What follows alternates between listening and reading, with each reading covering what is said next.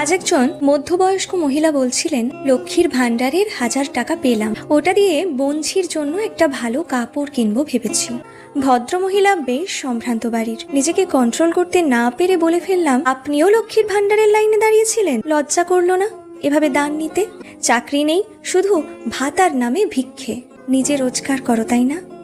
আমাদের মতো বড়লোক বাড়ির বিনা রোজগারে বউ হলে বুঝতে, বাপের বাড়ি যাওয়ার সময় যদি 500 টাকা দেয়, কোথায় কোথায় খরচ করেছি তার নিখুঁত হিসেব নেয়। যদি শোনে একদিন বাপের বাড়ির সকলকে মাংস খাইয়েছি, তো হেসে হেসে বলে, তোমার বাবার কি মাংস খাওয়ানোর ক্ষমতা নেই? লজ্জা করে গো। সারাটা জীবন তো এমন ভিক্ষে করেই কাটলো। এ তো সরকার দিচ্ছে, নিজের টাকা খরচ করব, কাউকে উত্তর দিতে হবে না। স্তম্ভিত হয়ে গিয়েছিলাম আমি কিছু মুহূর্তের জন্য। বুঝলাম কেন লক্ষ্মীর ভান্ডারের লাইনে ভিড়। আসলে এর শেকড় অনেক ভেতরে।